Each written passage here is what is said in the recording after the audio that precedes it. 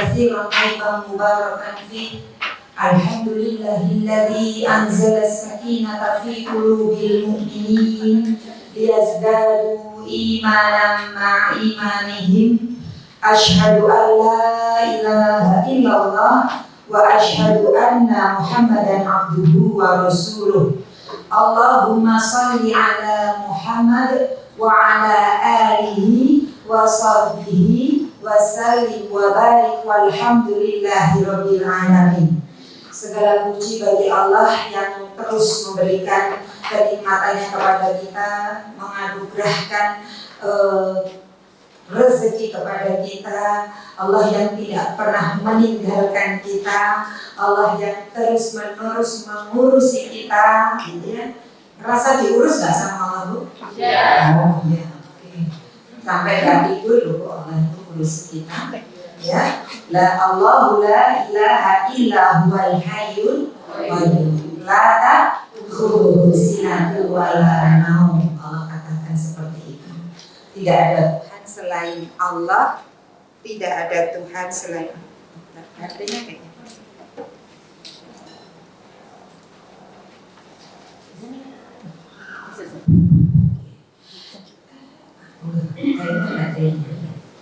tidak ada Tuhan selain Dia, Allah yang maha hidup dan terus-menerus mengurus makhluknya, tidak ngantuk dan tidak tidur. Jadi bersyukur kita punya Rob yang tidak tidur, kan gitu ya. Kan karena ada beberapa Tuhannya agama tertentu itu ditaruh patung itu nyantai gitu ya, punya nyantai gitu ya, patungnya itu ya. Allah itu nggak nyantai, Bu. Allah di dalam surat Ar-Rahman itu selalu dalam kesibukan. Yas'aluhu man fis samawati wal ardh kulla yaumin huwa fi sya'n. Meminta apa yang ada di langit dan di bumi, nggak bisa santai. Ya? Nggak bisa santai, kata Allah, kulla yaumin huwa fi sya'n. Setiap hari Allah selalu dalam kesibukan untuk memenuhi kebutuhan kita. Nggak mau syukur kayak apa gitu. Dari bangun tidur Allah jaga, Allah kasih kebutuhannya. Kita tidur lelap, Allah mempersiapkan kebutuhan kita untuk besok pagi. Ya, kamu butuh buah-buahan, ditumbuhkan buah mangga, ditumbuhkan buah jeruk, durian, jambu, dan aneka macam buah-buahan, pepaya, pisang, seperti itu. Kamu butuh 4 sehat 5 sempurna. Kemudian kamu butuh sayur, maka kemudian tumbuhlah kemudian kangkung, bayam, seledri, dan macam segalanya. Apakah ibu pikir ini yang numbuhkan para petani? Petani itu cuma nanam saja, tetapi Allah lah yang menumbuhkan itu semua, karena Allah tahu kamu butuh ini. 4 sehat 5 sempurna, tambah susu, diciptakanlah sapi, seperti itu. Ini Allah kita itu begitu baik. Maka akan diancam orang yang kemudian tidak mau bersyukur. La in syakartum la azidannakum wa la in kafartum inna adzabi lasyadid. Ya, bersyukur tak tambah. Kamu kufur, ingat azabku itu sangat syadid. Gitu. Maka bersyukur kita, terutama khususnya kita dihadirkan di sini. Saya pengen menganukan itu dulu ya. Kita tadi belum berdoa ya, Bu ya. Oke, kita ibu datang ke sini, luruskan niat supaya tidak menjadi sia-sia apa yang kita lakukan, bukan untuk yang lain-lain, tetapi ya Allah, aku datang ke sini lillah, karenamu, karena mengikuti perintahmu, karena ingin kemudian mengetahui ilmu seperti itu, sehingga kami bisa beribadah dengan baik. Ya, luruskan yang kita, saya dan kita semua luruskan, kemudian kita sambil berdoa. Monggo sama-sama seperti biasa. A'udzu billahi minasy syaithanir rajim. Bismillahirrahmanirrahim. Alhamdulillahi Rabbil Alamin Ar-Rahmanir Rahim Maliki Yaumiddin Iyyaka na'budu wa iyyaka nasta'in Ihdinas siratal mustaqim Siratal ladzina an'amta 'alaihim ghairil maghdubi 'alaihim waladdallin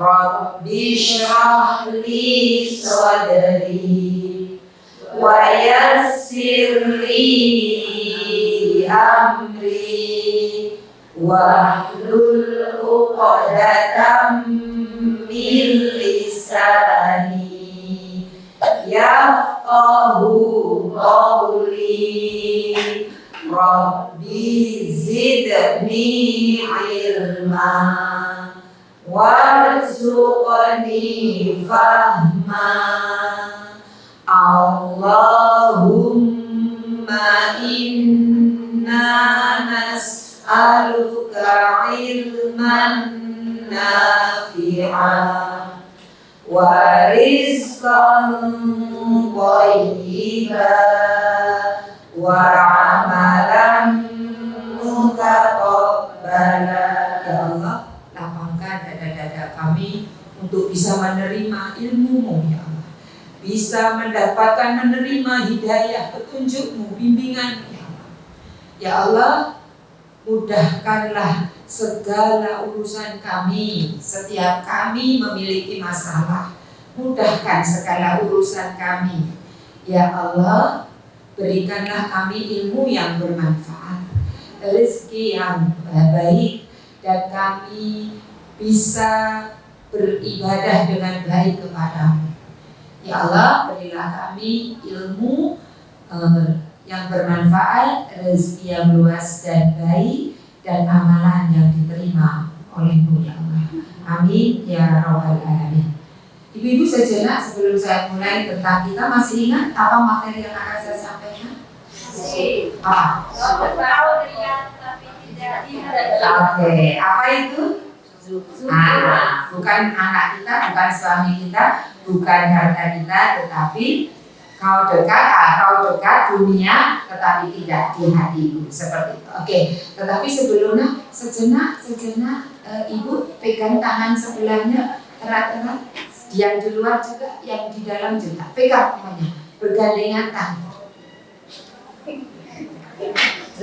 Arah mau apa Bu Siti, ya sekolah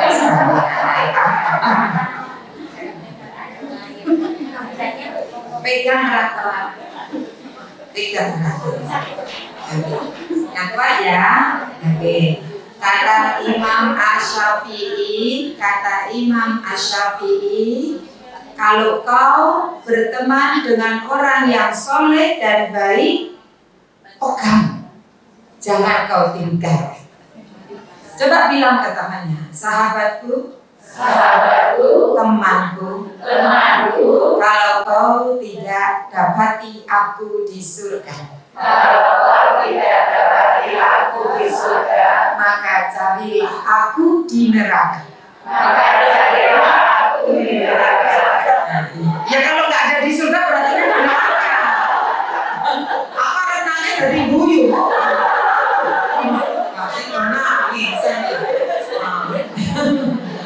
Nah, iya, ini perkataannya Ibnu Qayyim Al-Jauzi kepada para teman-temannya.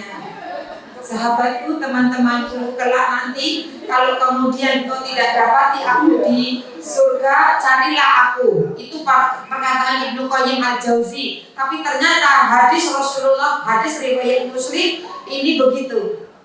Ya, nanti di dalam hadis Muslim nomornya berapa? Enggak kayak Ustaz tadi ya. Ada tandingannya.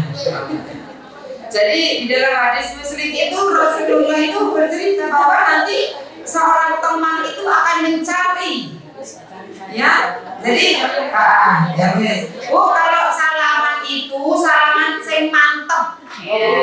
Ojo berninggal tak. Selain itu mantapnya itu untuk kemudian menggugurkan dosa sejak dia kemudian selama dia berjabatan tangan, tetapi itu juga mengandung arti begini: pegang aku, cari aku. Gitu.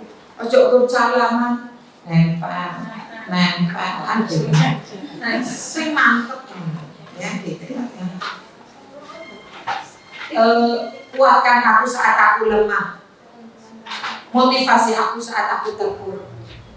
Itu bahasanya itu, bawa aku sampai ke surganya. Gitu ya. Jadi seperti itu. Jadi jangan asal formalitas saja ya. Oke, udah ada nyambung belum rohnya? Kalau belum nyambung gak susah. Mau ngaji sakrono saprene kadang say hello tok gitu ya. Kok saliman gitu ya. Jadi seperti itu. Jadi nanti kalau ketemu saling, kok harus berkeliling ya saling. Dosa kita gugur, gak seneng. Kita akan belajar syukur. Kita akan lihat ya bagaimana kemudian syukur itu. Dia buku ibu yang mana? Buku saya sampai compang-camping ya, zuhud ya. Zuhud ini kalau yang ini iya 77. Ya, kita udah di bab 6 nih. Dan bab berapa, Bu? 6 ya? Oke. Kalau yang biru di halaman berapa? Ya, 9. Kita akan belajar tentang zuhud. Kau dekat tapi tidak dalam hatiku. Oke, kita akan belajar bersama-sama tentang zuhud. Ibu, zuhud ini amalan hati. Ya, ini ulama mengatakan bahwa zuhud itu amalan hati. Jadi pekerjaannya hati. Tidak ada kaitannya dengan materi, maksudnya tidak ada kaitannya dengan yang tampak gitu. Jadi bukan kemudian kalau orang pakai bajunya itu toh gitu ya. Makannya tempe gitu padahal suge gitu ya, atau makannya tempe kemudian dia orang nggak kaitannya dengan itu. Tetapi memang nanti apa yang kita secara materi itu bisa kemudian membantu untuk zuhud. Tapi zuhud itu bukan masalah sesuatu yang tampak, tetapi zuhud itu adalah masalah amalan hati. Makanya dimasukkan oleh 3 ulama besar ini, zuhud itu masuk dalam tazkiyatun nufus. Karena ini amalan hati. Oke. Kemudian itu. Yang kedua, ini zuhud ini adalah salah satu jalan untuk meraih dicintai oleh Allah dan dicintai oleh manusia. Insya Allah. Satu paket yang luar biasa. Ya. Jadi zuhud ini salah satu jalan untuk dicintai Allah dan dicintai sekaligus oleh manusia. Kan biasanya gini ya, ada orang gini. Kalau kamu mau mendapatkan meraih cinta Allah, ya gak usah kamu pikirin manusia itu mau cinta apa enggak, biarin aja. Pokoknya yang penting meraih cintanya Allah, kan gitu. Biasanya kita dengar. Kalau kamu ingin meraih cintanya manusia, ya kadang kamu ya harus kehilangan kecintaan kepada Allah gitu. Kadang dikotomi gitu ya. Tetapi zuhud ini kalau kita mau dicintai oleh Allah dan dicintai oleh manusia, maka zuhudlah. Ini berdasarkan hadis. Hadis kalau di hadis arba'in itu nomor 31. Kalau itu punya kitab hadis, kalau saya bacanya terjemahan sarah hadis itu ada di nomor 31 ya. Jadi ini saya matanya hadis aja isinya gitu. Ketika ada seorang sahabat bertanya, ya kalau di buku ini kan diangkat tentang hadis itu. Jadi dari Abu Abbas Sahal bin Sa'ad As-Sa'di berkata, seorang berkata kepada Nabi. Jadi ada seorang sahabat yang bertanya kepada Nabi, dullani ala amalin idza amiltuhu ahabbani Allah wa ahabbani an-nas. Jadi seorang sahabat bertanya, "Ya Rasulullah, tunjukkan suatu amalan kepadaku yang itu amalan itu menjadikan Allah mencintaiku dan manusia itu juga mencintaiku." Ini kerennya para sahabat itu, Bu. Jadi keponya itu kepo yang luar biasa. Ya. Jadi tanyanya itu supaya kemudian meraih yang itu visioner gitu ya. Enggak cuman ya apa caranya untuk menghasilkan apa ya pendapatan yang banyak itu dunia. Para sahabat itu ya, bagaimana kemudian tunjukkan kepadaku ya Rasulullah suatu amalan yang menjadikan aku dicintai Allah dan dicintai manusia. Ya, kemudian faqal Rasulullah berkata atau bersabda, "Izhad fit dunya yuhibbakallah." Zuhudlah kepada dunia, maka engkau akan dicintai oleh Allah. Wazhad fima indan nasi yuhibbakan nas. Dan zuhudlah kepada apa yang dimiliki manusia, maka engkau akan dicintai oleh manusia. Ini yang berkata Rasulullah. Dan kita yakin dan kita tidak meragukan bahwa Rasulullah itu perkataan Rasulullah berdasarkan wahyu atas bimbingan petunjuk dari Allah. Jadi yang dikatakan Rasulullah ini, Masya Allah, zuhudlah kepada dunia, maka kau akan dicintai oleh Allah. Dan zuhudlah kepada apa yang dimiliki manusia, maka engkau akan dicintai manusia. Ibu, kalau dicintai oleh Allah kan ada hadis itu panjang. Bagaimana kalau Allah itu sudah mencintai manusia, maka kata Allah, aku akan berada di hadapannya. Selalu Allah itu akan siap menolong kita. Dengan penglihatanku dia melihat. Kata Allah seperti itu. Kalau Allah sudah mencintai, kata Allah, aku akan selalu ada di hadapannya. Artinya siap memberikan sebuah pertolongan, kemudahan ketika kita butuh apapun. Dan Allah katakan dalam hadis qudsi itu, dia dengan penglihatanku dia melihat, dengan pendengaranku dia mendengar, dengan tanganku dia bekerja, atau dalam itu hadis lain memukul gitu ya, dengan tanganku dengan kakiku dia berjalan. Jadi Allah siap. Kalau dicintai Allah itu kayak gini.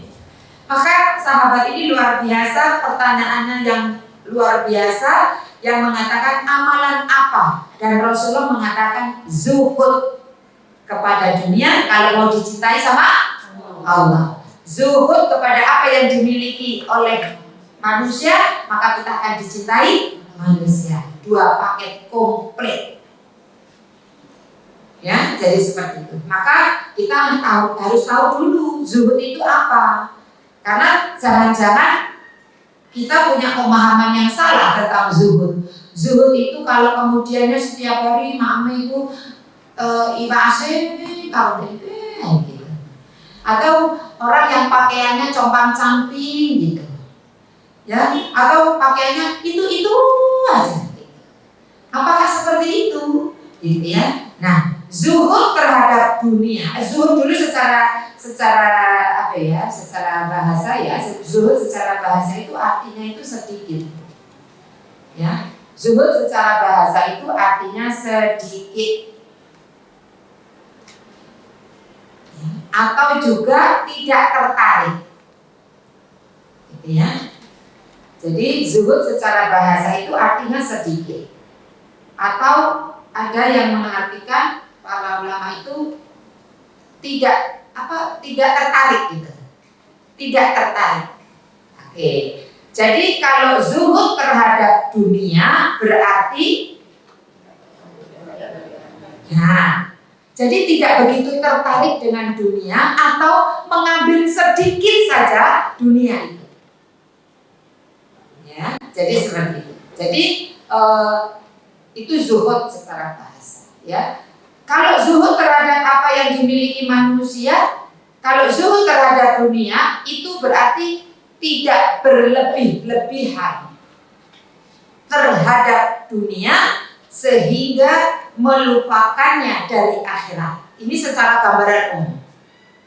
Zuhud terhadap dunia artinya tidak mengambil, tidak berlebih-lebihan terhadap dunia sehingga melupakan akhiratnya.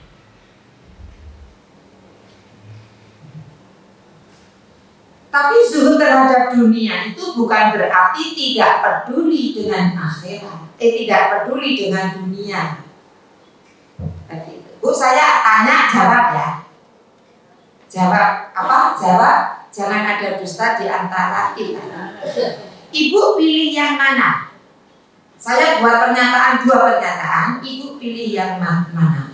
Dunia tidak dibawa mati, dunia kita bawa mati. Yang A atau yang B? Apa yang B? Apa yang B? Dunia? Ada ikhtilaf di antara jamaah. Dunia itu kita bawa mati atau dunia itu tidak kita bawa mati? Yang B berarti tidak dibawa mati. Oke. Dibawa mati. Dunia dibawa mati. Nah, itu maksudnya piye, Bu? Hah? Beda-beda sama ini. Nah, saya dibawa mati ya, Pak? Nah, seringkali kita dengar dunia itu tidak dibawa mati. Benar, kalau memang mobilnya itu nggak melok dikubur. Benar itu. Tetapi kemudian yang tadi dibawa mati itu juga benar. Tetapi yang harus kita sekarang lakukan, dunia itu kita bawa mati. Kita bawa mati. Ibu punya apa-apa, ibu cari sesuatu. Ibu kita nggak boleh kemudian jadi orang yang miskin. Miskin itu nanti kalau kita mati baru miskin. Jadi ibu, dunia ibu cari, tetapi harus kita bawa mati. Paham sampai sini? Jadi kita punya harta banyak, dititipkan di tempat yang pas, yang benar, yang itu nanti kita mati, itu tetap kita bawa. Nah, itu. Jadi memang harus jadi orang kaya. Tapi kekayaannya itu bukan untuk kemudian memenuhi kebutuhan dunianya, tetapi untuk kemudian sebagai sarana bekal kita di akhirat, karena kita pengen ketemu dengan apa yang kita miliki di dunia, kemudian ya. Kalau kita pengen ketemu anak kita yang ada di dunia, maka jadikan dia itu orang yang solih, maka nanti kita akan bawa itu anak kita ketika kita mati ketemu di akhirat. Itu bahasanya. Jadi jangan salah tempat. Jangan salah tempat nitipkan harta. Biar kita bisa, kalau kemudian kita punya harta banyak, dicendel kening tas. Iya benar itu. Nanti tidak dibawa mati. Itu untuk rebutan Paris. Tasnya harganya 500 juta ya. Rebutan. Kan gitu ya. Kita kemudian tanah di tekniai nggak diwakafkan, kan gitu ya, nggak diproduktifkan untuk apa, seperti itu, untuk rebutan. Padahal kalau kemudian mau kita bawa mati, wakafkan. Kalau sudah tua-tua, Bu punya harta banyak, sudah nggak usah mikir wakafkan. Mau dibawa mati, kasihkan ke pondok pesantren, diwakafkan. Kemudian penghasil dari kos-kosannya itu untuk pokoknya kosan sing sito ini, pokoknya untuk ini, untuk menyantuni anak yatim, itu dibawa mati itu nanti. Ibu ketemu lagi gitu. Tapi kalau cuman enggak ditaruh di mana, itu enggak dibawa mati. Oke. Nah, zuhud terhadap dunia itu tidak berlebihan terhadap dunia sehingga melupakan akhirat, ya. Tapi bukan berarti zuhud terhadap dunia itu enggak peduli dengan dunia, gitu ya. Oke, zuhud terhadap manusia itu apa? Ini kan tadi hadisnya gitu kan. Zuhud terhadap apa yang dimiliki manusia itu artinya tidak iri dengan apa yang dimiliki orang lain.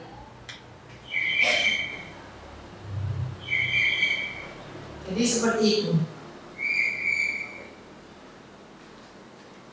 Tidak iri dengan apa yang dimiliki orang lain. Gitu. Bahkan orang yang zuhud terhadap apa yang dimiliki orang lain itu orang ini mendoakan orang yang kemudian mendoakan kebaikan bagi orang lain.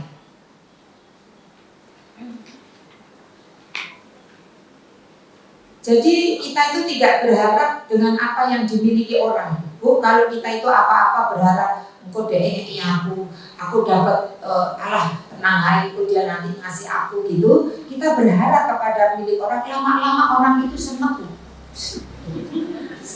Loh iya, nanti akhirnya benci. Kok karena kita menginginkan apa yang dimiliki orang, mengharapkan nanti dikasih itu, atau kemudian kita bisa mengambil apa yang kemudian dari harta yang dimiliki orang itu, bukan mengambil mencuri, bukan, tetapi tenang aja nanti dia ngekik aku kok. Atau kita kan ya apa caranya iki wong sugih-sugih iki, misalkan gitu, ya apa wes aku dagang misalkan mahal pasti gelem deh kan gitu. Nah, ini berarti kita tuh berharap kepada apa yang dimiliki manusia. Lama-lama manusia itu senang. Pertama sih iya nolong kan gitu. Ya apa meneh iki ustadzahku kan gitu. Ini ustadzku kan gitu ya. Wah, dalam bentuk itulah beli bukunya gitu ya. Oh ini ngomong ini, iyalah nggak apa-apa. Tapi setiap kali kok spesimen ini. Jadi seneng lah kan gitu. Mobil dikeke, omah dikasihkan. Jari ini dibales 10 kali kok nggak teko-teko. Suwe-suwe seneng yuk kan gitu. Karena berharap kepada apa yang dimiliki orang. Jangan berharap kepada apa yang dimiliki orang, karena lama-lama orang itu nggak senang sama kita. Tapi kalau kemudian kita nggak butuh, kamu sugih, aku temenmu, aku tapi nggak pernah berharap sedikit pun dari apa di apa enggak. Nggak menghinakan diri terhadap orang lain gitu loh. Dia orang itu, ya Allah dia itu temen, tapi nggak pernah minta sedikit pun. Pokoknya yang luar negeri gawak iki lho ya. Gawak ke singa, patung singa sing enek ning Singapura itu lho. Apa itu Marion. Ning kono terkenal coklatnya, kok gawak ke aku. Jadi berharap. Suwe-suwe seneng, Bu. Waduh iki sitok iki ku yang enggak digawe ngomel kan gitu. Akhirnya kan gitu ya. Terus meneng ae wis enak ning luar negeri meneng ae wis macam-macam. Titipan sekali dua kali nggak apa-apa. Jadi ini jangan iri, karena nanti kalau kita iri dengan apa yang dimiliki orang lain, maka kemudian orang lain itu jadi nggak cinta. Tapi walaupun dia teman kita dekat, tapi kita nggak pernah minta sama dia, kita selalu mintanya ke Allah ya? Jadi malah dia mendoakan. Oke. Kemudian apa zuhud terhadap yang dimiliki orang lain itu? Menyadari bahwa masing-masing orang itu punya rezekinya berbeda-beda. Jadi nggak usah mikirnya kamu kalau lihat tetangganya itu beli mobil baru, ya. Jadi nggak usah iri kalau kemudian yang dikirain kemudian orang yang ustazah gitu, orang alim ulama gitu, nggak digoda setan, malah setannya tingkat tinggi, jabatannya besar. Satu muncul, janjane yo gak duwe ilmu niku ya saiprit, tapi kok iso terkenal kayak ngono. Iri. Jadi jangan dikira kemudian antar jamaahnya mungkin gitu ya. Nah kita kan nggak ngerti Bu, orang namanya iri dengki kan ada di dalam kan gitu. Ustazahnya gitu, korne jamaah, tambah nemen deh ya. Seperti itu. Oh, kau ini aman, ustaz gak umum. Ustazah juga manusia. Makanya harus terus tazkiyatun nufus.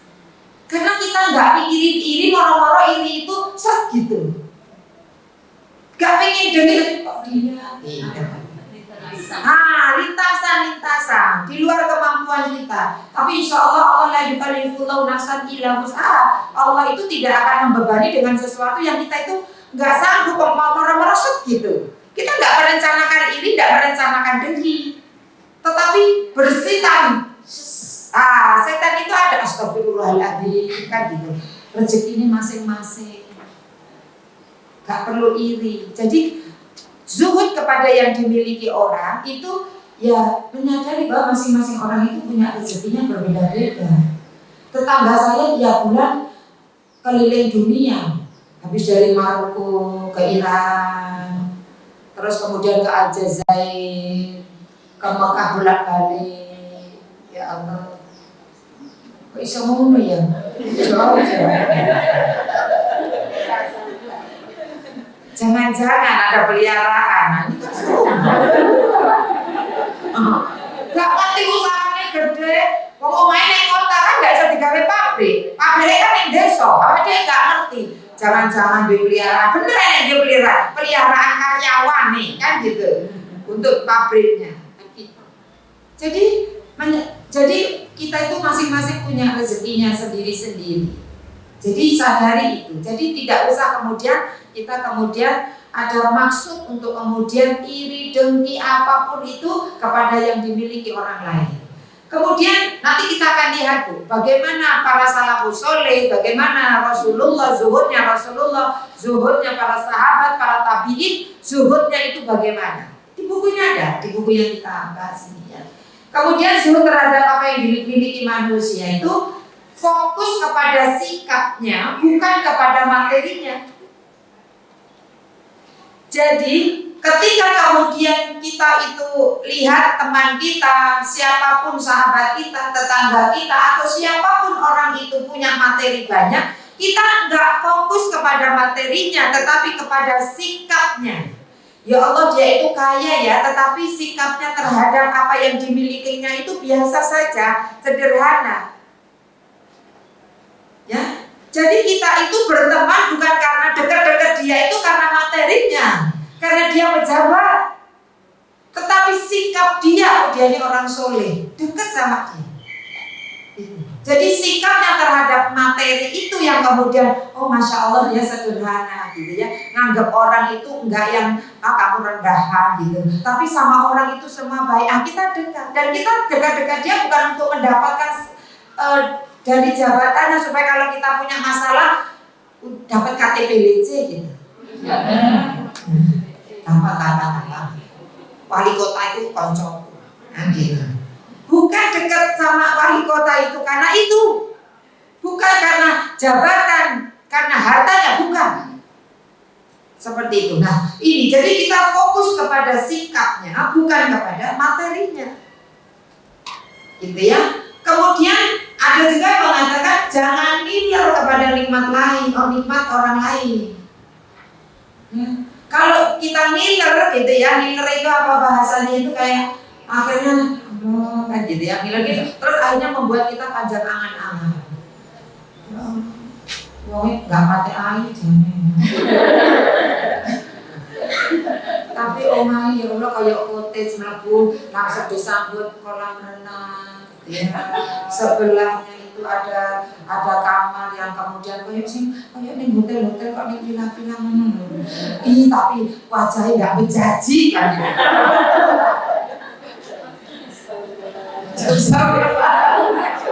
Siti kok ngomongnya kasar banget ya, ini ngomong ekstrim aja. Artinya kita itu jangan minder kepada nikmat orang lain. Jadi jangan kamu tujukan kedua matamu kepada apa yang telah kami berikan kepada golongan-golongan mereka. Itu tak kasihkan sebagai bunga kehidupan dunia saja. Untuk kami uji, kami coba mereka dengannya. Gitu ya. Karunia Tuhanmu itu adalah lebih baik dan lebih kekal. Jadi nggak usah kemudian fokus kepada apa yang dimiliki orang, karena itu akan menjadikan kita panjang angan-angan saja. Ya, ini berarti Bu, ini orang nggak zuhud. Bu, orang yang dibawa, orang yang orang yang hari-hari emang nggak punya gitu ya. Terus dia makannya tempe, anjing duwe niku kan gitu. Tapi setiap kali dia makan tempe, ya Allah, ya apa sih, pengen banget merendah gitu. Ini orang kelihatannya fisiknya zuhud, tapi dia nggak zuhud. Karena dia makannya kayak orang zuhud, tapi hatinya berharap dunia. Tidak.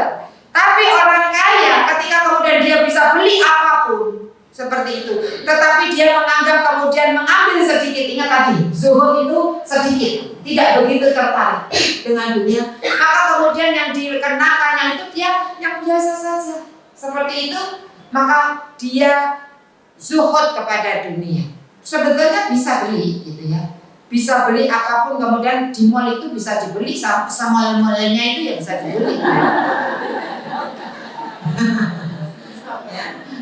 Karyawannya ya bisa dibeli gitu, ganti nama gitu ya, dibeli gitu. Tetapi dia lebih bersikap kemudian tidak mengambil itu semua. Saya mau belajar zuhud, tetapi saya ternyata baru ngetiknya itu zuhud ketika saya membaca materi tentang zuhud. Kan tadi tidak berlebihan terhadap dunia, sehingga melupakan akhirat. Jadi prioritasnya itu akhirat. Zuhud itu hatinya lebih memprioritaskan akhirat daripada dunia. Jadi ternyata saya ini baru belajar yang itu, ternyata setelah saya lihat itu salah satu. Tapi yang lainnya sih belum gitu. Ketika saya ditawari skincare yang harganya setiap kali beli itu jutaan gitu, Bu Siti tuh harus kelihatan glowing gitu loh. Sekarang wajahnya Bu Siti itu kan gak enak kalau dilihat kayak belum orang mandi gitu, padahal sudah mandi gitu. Ya. Akhirnya gitu ya, beli alatnya 5 juta. Saya awalnya cuma kasihan Bu, karena ditawari. Ya sudah, karena ditawari gitu. Ya wis. Beli cicil ya, saya bilang gitu. Sampai rumah pun saya tidak bisa. Saya kalau punya utang itu kayak rasanya itu nggak kena gitu. Saya bilangnya nyicil supaya misalkan nggak boleh ya sudah gitu maksud saya. Saya bilang nyicil ya kan gitu. Katanya yes, untuk Bu Siti nggak apa-apanya. Gitu. Sampai rumah ya saya transfer 5 juta karena saya nggak punya utang, nggak kepikiran aja gitu. Akhirnya juga nggak begitu dipakai sampai ini.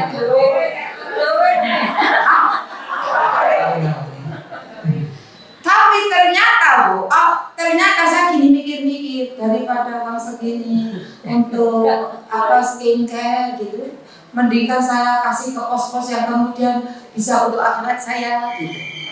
Akhirnya saya sekarang pakai skincare yang itu dikasih juga. Yang ketika saya habis harus beli yang harganya 60.000. Karena saya gini, eman gitu. Akhirnya saya kemudian tidak pakai produk itu lagi, walaupun saya pakai produk itu cocok.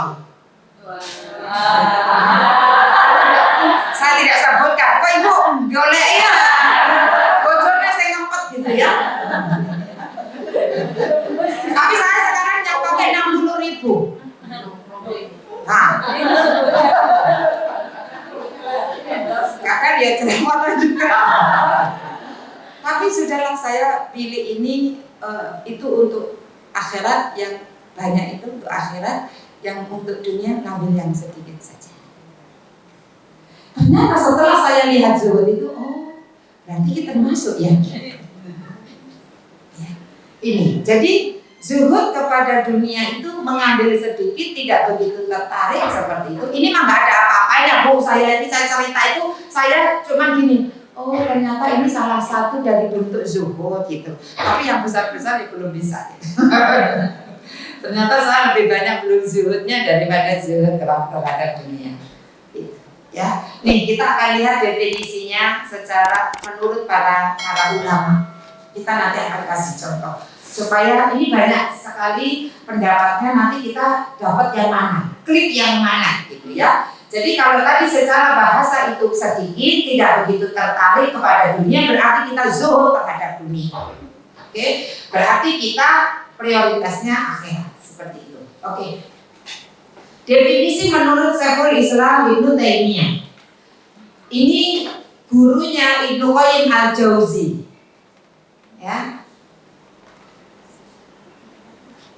Zuhud itu adalah meninggalkan perkara yang tidak bermanfaat di akhirat. Masya Allah.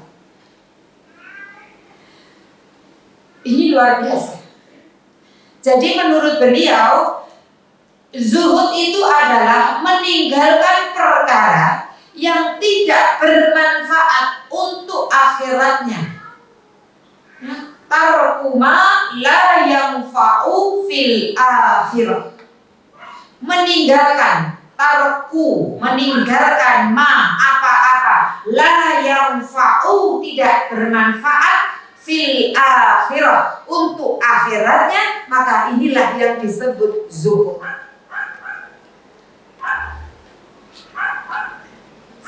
Jadi ketika kemudian mau beli, misalkan untuk sesuatu yang mubah, tapi kalau tidak ada manfaatnya untuk di akhirat, menurut beliau ini zuhud. Saya beli tas yang harganya 100.000 dengan kemudian yang 500 juta. Kalau aku beli 500 juta, itu manfaatnya ada di akhirat, belikan 500 juta. Tapi kalau kemudian 500 juta sama 100.000 itu ya nggak ada apa-apanya, nggak ada manfaatnya nanti di akhirat, maka kemudian dia tidak meninggalkan sesuatu itu. Ya, jadi seperti itu. Paham enggak, Bu? Ya. Meskipun itu sesuatu yang diperbolehkan, kalau kemudian itu tidak ada manfaatnya di akhirat, itu ditinggalkan. Jadi ada seorang ustadz, Bu, ketika mendampingi seorang syekh dari Madinah, ketika ke Indonesia, ketika mau dibawa gitu ya, biasanya biar tahu nih tempat bagus, saya biar tahu gitu. Pengen menjamu bahasanya ya. Orang yang di sini Ustadz Indonesia pengen menjamu gurunya yang kita pengen tarik tempatnya kayak kita. Ayo Bu, di sini gitu. Pengen menjamu tempat yang indah. Setiap mau diajak kemana, setiap mau makan apa, saya ini selalu mengatakan, manfaat enggak untuk akhirat kita? Kalau kita mah kalau di sini, ayo kita ke kafe, ayo, aku belum pernah tahu sana, ya, itu saja. Enggak sebut banget gitu ya. Pokoknya belum tahu rono gitu ya. Kalau itu saya ini katakan, saya mau dibawa kemana, kira-kira tempat itu membawa manfaat enggak untuk akhirat kita? Orang kalau punya ilmu itu gitu. Nanti kata muridnya gini, manfaat Ustaz, kita nanti di sana tadabbur alam untuk kemudian membesarkan kalimat Allah di sana. Oh, ada manfaatnya, oke, kan gitu. Jadi kalau nggak manfaat, nggak akan dilakukan. Itu zuhud. Makan yang enak-enak sama yang mahal-mahal, itu manfaat nggak di akhirat kita gitu. Oh, makanya enak-enak kekinian, tapi bikin penyakit, ini ditinggalkan. Makan singkong aja, kasih singkong aja kan gitu ya. Apa pisang godok kayak kan gitu. Ini aja, kan gitu, nggak usah itu, karena nggak ada manfaatnya untuk akhirat. Malah banyak penyakitnya misalkan gitu. Nah, ditinggalkan Bu, meskipun itu bisa beli. Saya ngaji, apa nguber diskonan 75%. Ini duit tuh nipis sih. Perlu dikejar ini 75%. Cocok sama isi dompet kan gitu. Ketika milih ngajinya, maka dia telah meninggalkan dunia, dia milih akhirat. Itu tuh zuhud. Kalau ada manfaatnya enggak ngejar-ngejar 75% itu. Kalau enggak ada manfaatnya menurut Ibnu Taimiyah, maka itu akan ditinggal, itu kan, itulah zuhud. Bangun malam, kan ada orang yang bangun malam, bisa bangun malam itu kalau ada piala dunia. Ya, tapi kalau nggak ada piala sepak bola itu ya. Itu kalau nggak ada piala dunia itu nggak bisa bangun malam. Tapi kalau dia ada piala dunia, bisa-bisakan bangun malam. Ini ada nggak manfaatnya ketika saya di akhirat, Allah tanya enggak, misalkan gitu. Kalau yang tahu bisa menjawab, ini menang, ini segini, masuk surga gitu, Allah kan gitu. Tapi kalau enggak, tinggalkan. Gitu. Ini orang zuhud. Sampai sini paham ya? Menurut Ibnu Taimiyah. Ya, jadi kalau enggak ada manfaatnya, maka kemudian dia tinggalkan. Oke. Terus ada lagi, berarti menurut Ibnu Taimiyah ini itu meninggalkan perkara-perkara yang menyibukkan dari Allah. Jadi dia meninggalkan perkara-perkara yang menyibukkan, menjadikan dia lupa dari Allah, maka dia tinggalkan. Jadi kalau saya kongko sama baca diajak, ayo kita ke kafe mana gitu, kita kongko gitu. Kira-kira kalau kongko menjadikan juz, kita tidak bisa menyelesaikan tilawah kita 1 juz, maka kita maafkan gitu. Ya. Makanya Bu kalau ngajak saya mah jalan-jalan, saya bilang, Bu Siti kita nanti mau jalan-jalan, oke, dibuat agenda Bu. Di dalam bis kita zikir pagi. Biasanya orang kalau mau pergi ibu-ibu itu lupa zikir paginya karena nyiapkan pisang godong, kacang godong, pakai baju apa, nanti yang dibawa apa, lupa. Nanti di bis zikir pagi, dipimpin, biar semuanya, ayo kita zikir pagi. Nanti separuh perjalanan, sepertiga perjalanan, mampir ke masjid untuk sholat duha. Ya. Sampai sana tadabbur. Entah itu 15 menit, pokoknya di situ ada saksi bahwa kita di situ baca Quran, bahwa kita di situ ngaji, bahwa di situ kita zikrullah. Gitu. Jadi kalau healing itu tanpa harus berpaling untuk mengingat Allah. Ya, healing, tapi ojo geleng tok gitu. Ya, jadi sahabat itu. Jadi saya pernah sama Majelis Taklim Khairun Nisa di PJ, saya pernah diajak ke Tulung Agung. Bagus Bu, agendanya itu selama perjalanan itu tidak terasa. Apa yang dilakukan? 1, zikir pagi, zikir yang belum zikir. Yang kedua, dibuat game di atas bis itu. Dikasih hadiah, bawa banyak hadiah. Yang pertanyaannya adalah materi pengajian. Nah, kan mau healing sinause? Tidak. Jadi dia nggak cuma datang ngisi terus sudah, kan gitu. Jadi nggak terasa itu, betul nggak terasa, nggak ada yang ngantuk karena mengharapkan door prize hadiah. Jadi pertanyaannya, nanti Bu Siti ngasih pertanyaan ya Bu, iya. Tapi mereka sudah ada pertanyaan yang di dalam bis itu materi, misalkan di sini Ustadz Alvin, materinya Ustadz Alvin itu apa? Ya wis aja sing angel-angel lah. Pokoknya sing kira-kira umum, tapi Ibu itu ingat disampaikan. Ustazah Herni, Suherni, Asmaul Husna. Al-Jabar itu artinya apa? Oh, itu jenenge masjid di Jawa Barat. Gitu ya. Itu kayaknya ngangen-ngangen pengen yang Al-Jabar sana. Al-Jabar Asmaul Husna, bukan. Artinya apa? Gitu ya, nama itu. Nah, kalau saya Tazkiyatun Nufus kasih soal-soal tentang Ibu Siti yang ngasih itu Tazkiyatun Nufus, cirinya qalbun salim, ayo kono ya, Arab ini gawone buku catatan. Nah, iya kan? Ya supaya kita tidak lupa zikrullah kan gitu. Jadi meninggalkan perkara-perkara yang menyibukkan dirinya, menjadikan lupa mengingat Allah, itu ditinggalkan. Ini orang zuhud. Oke, kemudian ada menurut ulama ya, ini ada pendapat tentang zuhud. Apa itu? Ini pendapat ya yang kedua. Itu pakai sama yang itu ya. Engkau lebih percaya di sini ada. Engkau lebih percaya terhadap apa yang ada pada Allah daripada apa yang ada di tanganmu.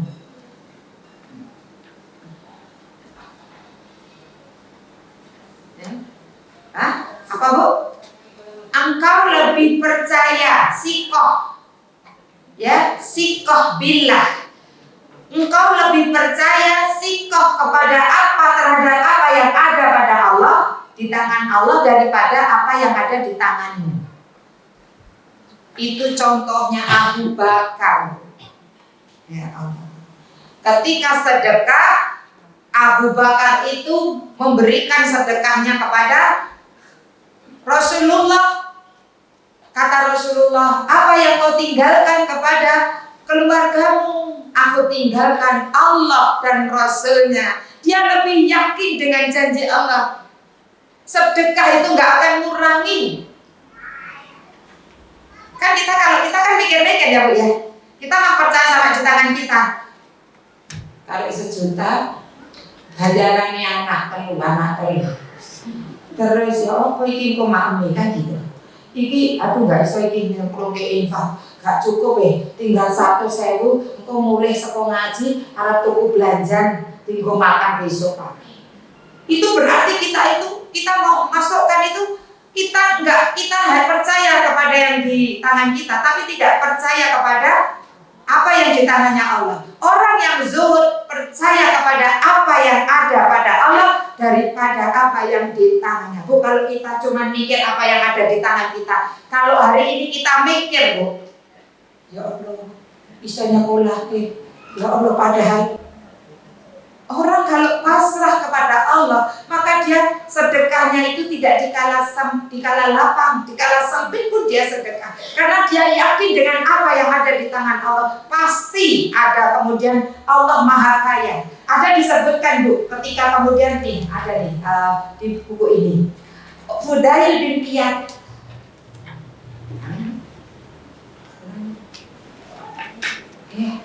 Fudail bin Iyad ketika ditanya, Fudail bin Iyad ketika dia ditanya, sebentar. Di halaman, kalau ini 80, seorang yang, namanya Abu Hazim. Ini di buku ini, di kalian ini halaman 80. Ya. Jadi Abu Hazim itu ditanya, apa harta yang kau punya? Ia menjawab, aku punya 2 harta. Karena kedua harta ini aku tidak takut miskin. Yakni percaya kepada Allah dan berputus asa mengharapkan apa yang ada di tangan manusia. Ditanya kepadanya, apa kau tidak takut miskin? Ia berkata, haruskah aku takut miskin sementara Tuhanku memiliki apa yang ada di langit dan apa yang ada di bumi. Jadi dia betul-betul percayakan semuanya itu kepada Allah. Ya. Bagaimana aku kemudian takut miskin? Allah itu Al-Ghani yang tidak hanya memiliki dunia, tetapi yang memiliki langit, bumi, akhirat, dunia, akhirat itu yang memiliki Allah. Jadi Bu, ngomong gini Bu, kayak Abu Bakar kasih tapi beoma sitok-sitoke pakafkan gitu. Terus ketika ditanya, "Mereka tinggal nanti?" gitu ya.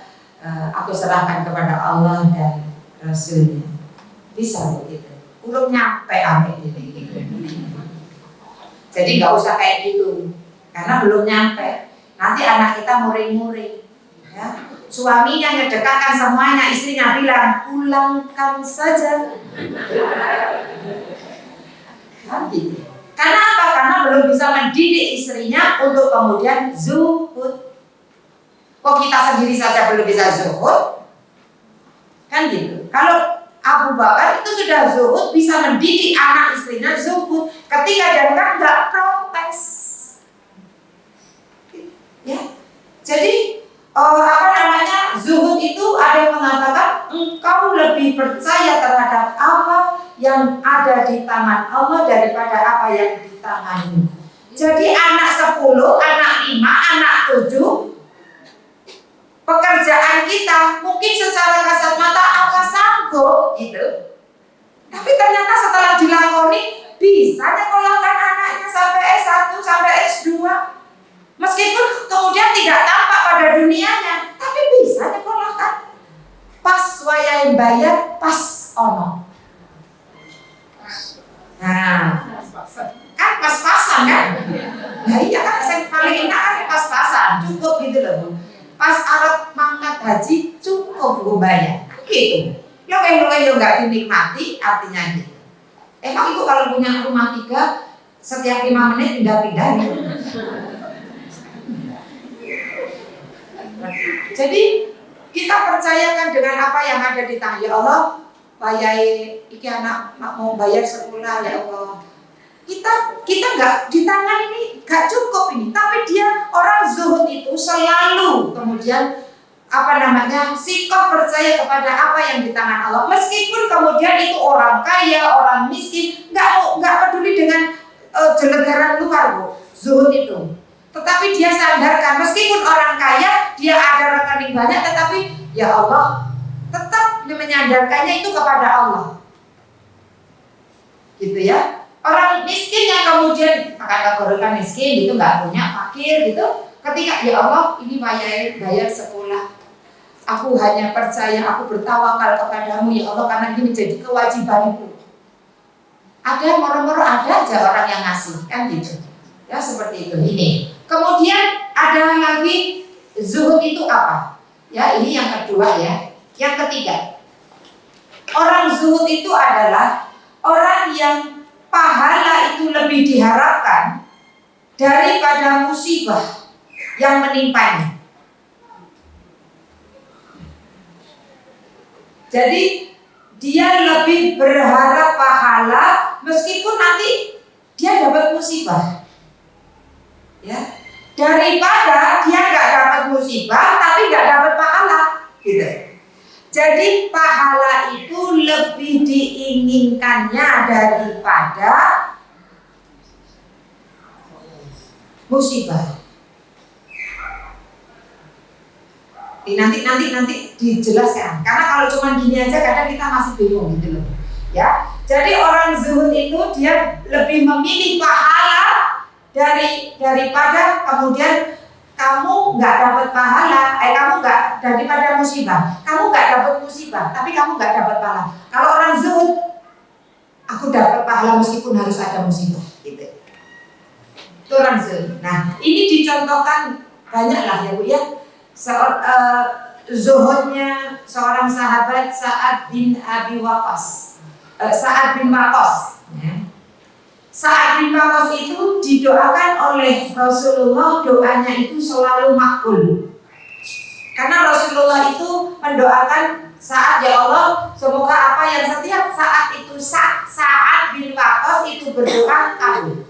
Jadi maka kemudian banyak para sahabat itu kalau punya urusan, punya hajat, punya keinginan, punya apa gitu, datang ke Sa'ad tuh seringnya minta didoakan karena yakin mendapat doanya Rasulullah gitu.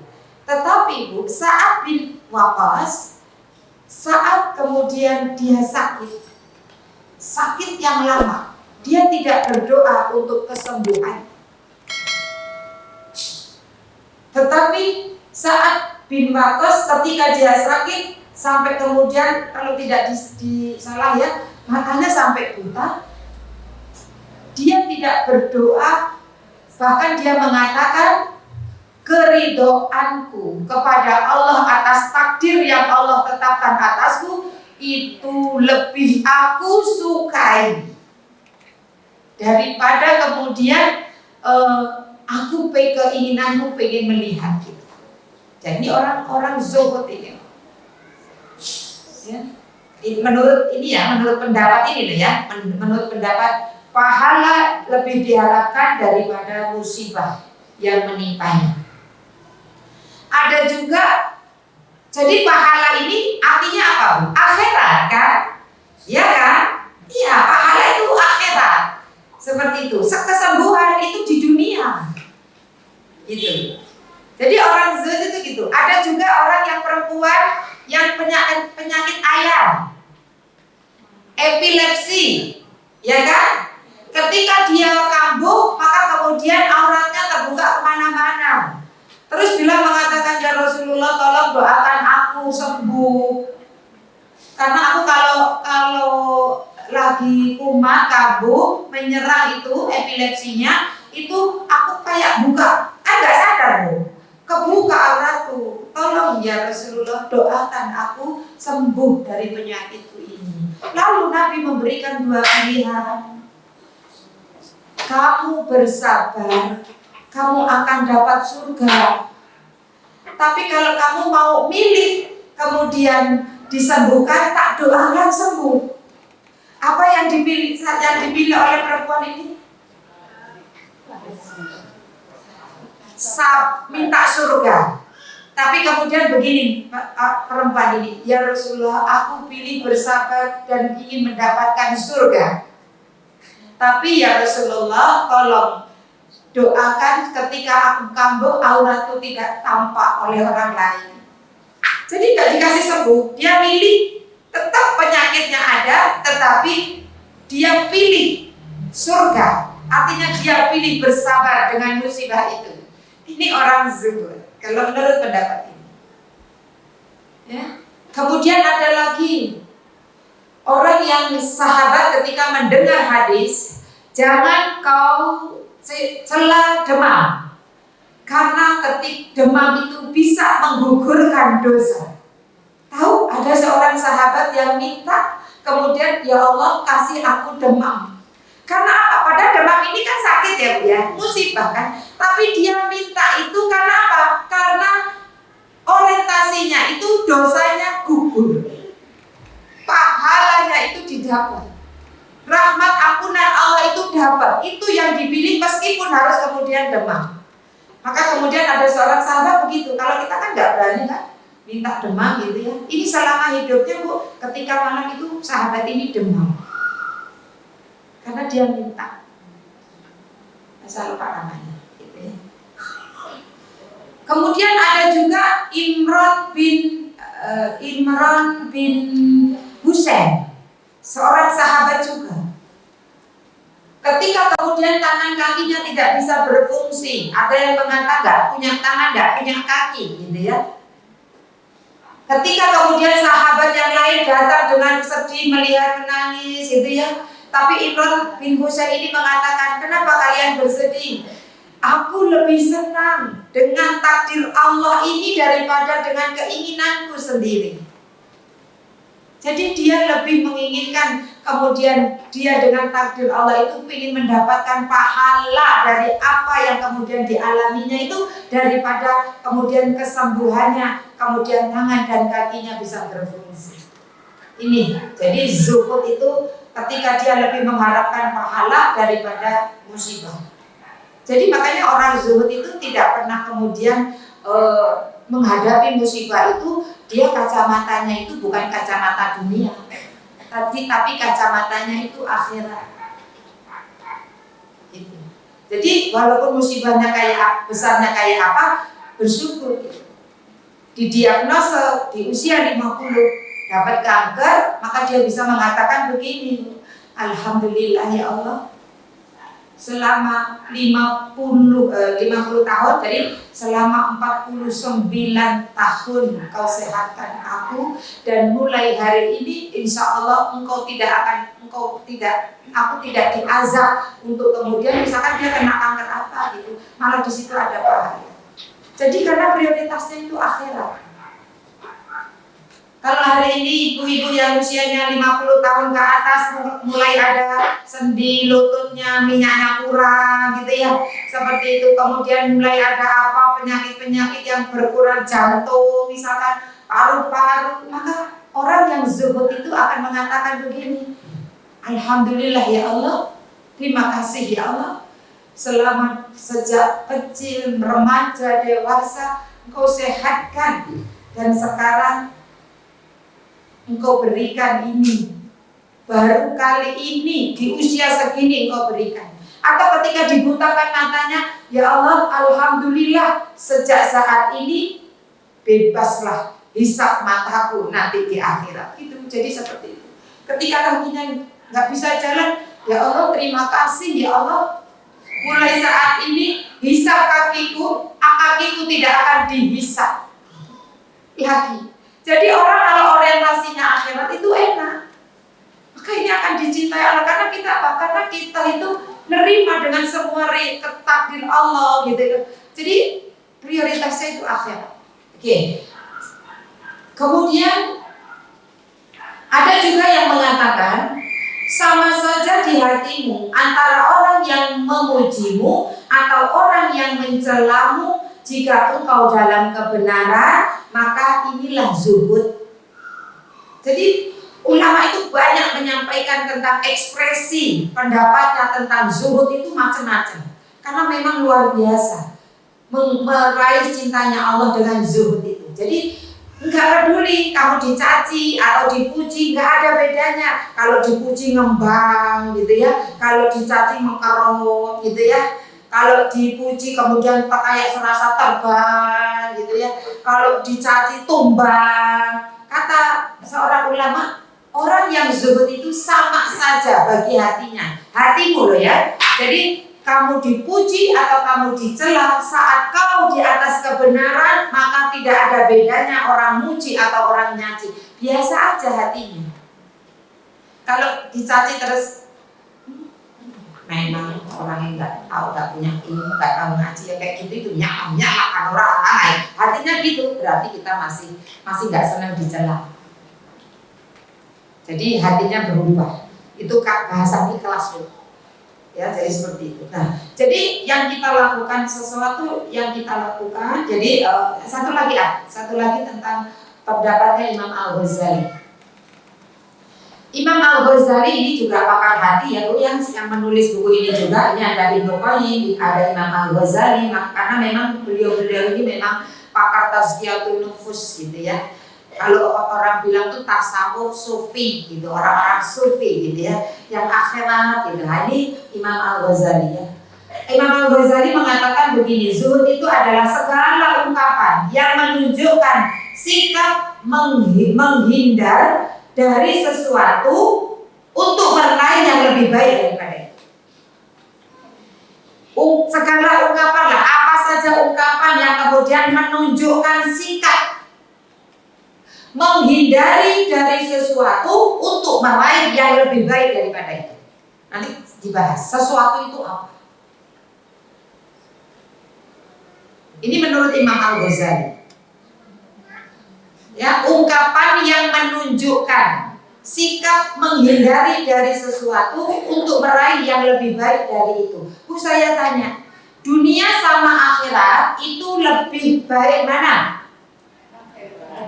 Hah? Oh, kan gitu. Jadi wal akhiratu khairu wa abqa, kan gitu. Tapi orang kafir kan lebih memilih dunia, kan gitu. Nah, orang zuhud itu dia mengambil sesuatu, meninggalkan sesuatu untuk meraih yang lebih besar. Dia meninggalkan, dalam bahasanya itu dia mungkin mengambil sedikit saja dunia, yang banyaknya itu untuk akhiratnya. Seperti itu. Dia meninggalkan kongko-kongko, memilih untuk lebih baik baca Quran di rumah. Dia meninggalkan beli skincare yang mahal, kemudian mending pilih yang sedikit aja gitu, untuk kemudian yang sisanya yang banyak itu untuk akhiratnya. Diinfakkan tak apa gitu. Bisa? Bayangkan? Dia pengen ganti HP, dalam hal yang bersamaan ini harus korban. Dia pilih korbannya, ganti HP-nya ditunda. Berarti dia lebih memilih yang lebih baik daripada kemudian dia menghindari yang sesuatu yang untuk dia meraih yang lebih baik. Waktunya ganti sofa, tapi ada saudara, adiknya atau orang tuanya butuh bantuan kita. Dia milih untuk membantu orang tuanya, meskipun kita pengen banget ganti sofa, ada diskonan limited edition lagi kan gitu, pengen banget, tapi dia tinggalkan untuk kemudian meraih yang lebih baik. Itu zuhud menurut Imam Al-Ghazali. Ya, kawan. Jadi saya tadi mau berangkat gini, aku pengen suruh bikin suamiku bikin ini apa ya untungin yang akhirat akhirnya gitu. Ada saya gini, ini loh coba ini dikasih kayak gini loh asik sambil ngeliat kolamnya isinya ikan gitu. Gitu. Di belakang rumah saya itu ada kolam renang anak-anak. Dulu anak-anak masih kecil, sekarang udah dipakai. Gayanya dulu saya minta itu, Bu. Gaya saya itu. Kolam renang air tiba ibu, biayanya ibu, airnya gak kanggo. Akhirnya dibiarkan lama kosong untuk jemuran. Terus saya bilang, itu loh dikasih itu loh, dikasih apa kayak gazebo naik ke atas untuk bisa duduk situ. Kalau kemudian baca Quran, gayanya baca Quran, marah-marah nggak di situ ya, gaya-gaya nih urung kecampean gitu. Nanti di bawahnya itu dikasih kok ikan aja wes kan gitu. Saya tadi mikir lagi Bu, habis baca zuhud. Aduh, saya tak bilang saya belum bisa zuhud ini kan gitu. Makanya saya bilang kemarin saya ternyata belum bisa zuhud, tapi belajar zuhud ya, meskipun dari skincare. Ya oke. Ini terus sudah mulai berpikir ya misalnya gak usah ngengen lagi gitu ya. Manfaatnya ya saya pikirnya kalau nanti bisa di situ, kalau ngaji bapak-bapak ibu-ibunya di situ gitu saya mikirnya sih, cuman ya sudah artinya kayaknya belum ACC gitu. Oke. Memangnya pas-pasan. Oke, ini zuhud yang kemudian intinya bahwa kita melakukan sesuatu yang ada manfaatnya untuk akhirat. Pokoknya kalau ada manfaat untuk akhirat lakukan, itulah zuhud. Kalau nggak ada hindari, tinggalkan, itu zuhud. Ya, seperti itu. Kira-kira kalau ibu magisternya 5 gitu ya, karena terbaru belum pakai masih ada terbaru. Ya ada magister terbaru ya, sama kedipan mata langsung bisa udah ya tinggal gitu. Keren ya keren, padahal magisternya ada 3 itu masih bisa dipakai.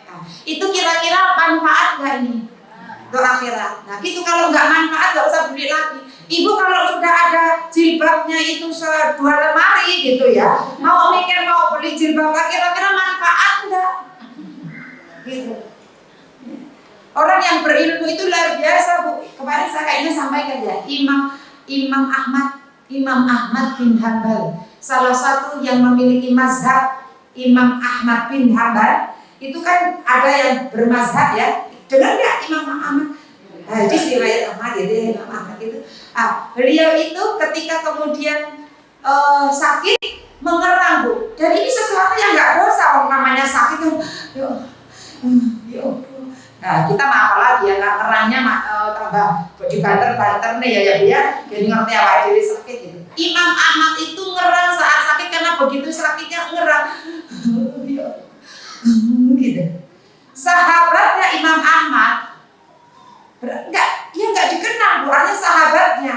Ini Imam Ahmad, ini sahabatnya. Maka memang orang itu bisa dilihat dari agama seseorang, itu bisa dilihat dari temannya kan gitu. Berarti temannya juga keren itu. Imam Ahmad punya sahabat, berarti sahabatnya juga keren gitu ya. Agamanya itu mesti juga luar biasa. Itu dinasehati Bu Imam Ahmad. Bayangkan Imam Ahmad, imam besar, temennya ngasih tahu. Kalau kasih tahu kan ya mesti udah tahu gitu kan.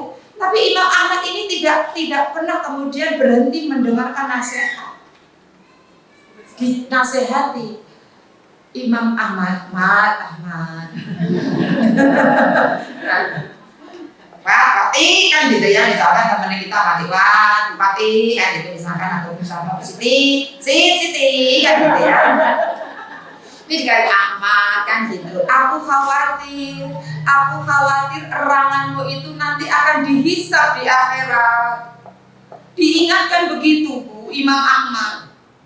Aku khawatir karena setiap yang keluar dari lisan itu akan tercatat, akan diawasi dan dicatat oleh malaikat. Malaikat itu gak pilih-pilih Bu, pokoknya keluar apa catat. Malaikat gak ngerti itu apa itu elek, pokoknya nanti yang bisa Allah. Ya, di dalam surat Qaf itu ya, ayat 18 itu ya, di dekat kita itu ada malaikat yang dekat ya, Atid dan Raqib itu dekat, Raqib dekat yang mengawasi, Atid itu yang nyatet. Jadi bukan nama malaikat sebetulnya.